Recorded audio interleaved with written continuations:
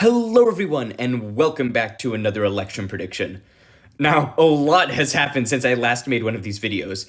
The first presidential debate happened, a candidate dropped out, we got a new one, a new running mate, and a candidate dumped a bear in Central Park for some reason. Huh? Oh, yeah, and Trump got shot. And let me just say, this is going to be really tough. The betting markets are about tied, and Nate Silver, who I trust to be the most accurate political statistician and forecaster from 2008 to 2020, he has the race at about roughly a dead tie, with Harris having a slight lead. And I mean, just look at the general election polls. There's a Trump +4 and a Harris +4 poll all in the same week. I know I'm just making even more excuses, but if you look at how the polls shifted in the last couple election cycles, look, Trump outperformed roughly a dozen and a half polls in a dozen and a half states in 2020. But in 2022, the Democrats outperformed everywhere. And so, it's just making you ask what you do.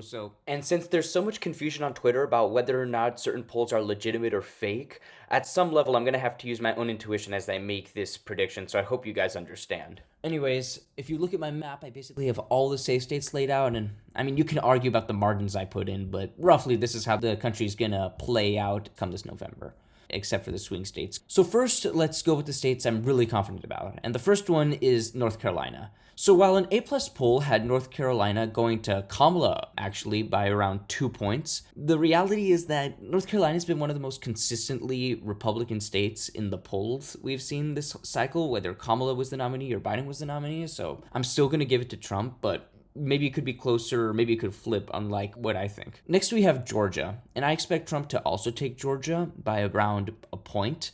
I do expect Harris to increase turnout among the Black community, especially among Black women, who are 60% of the Black vote. But I do expect Trump to make gains in the rural part of the state, and the fact that Brian Kemp, the popular governor there, has dedicated his political machine to helping Trump, I think will help him carry the state.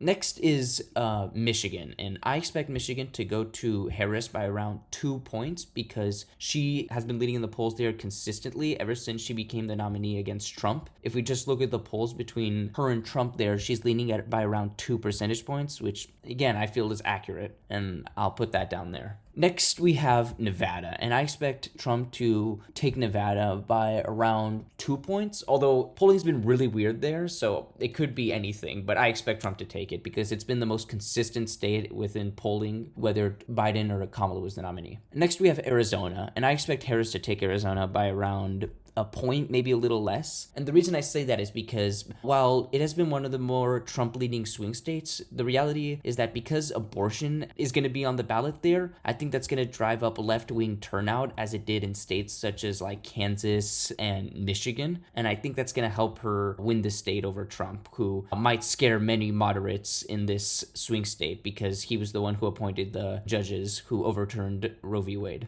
And now we have Wisconsin, and I expect Harris to take Wisconsin by about a point or so because I think her running mate Tim Walz, who is from the bordering state, will appeal to many of the populace here and help get many of the rurals and white working class voters here to flip from Trump or at least turn out for Kamala more so than they did for Biden, which will help her take the state by what I expect to be around a 1 point victory, similar to whatever Biden got in 2020. And now we have Pennsylvania. And Pennsylvania is really tough to figure out, but I'll just walk you through my rationale.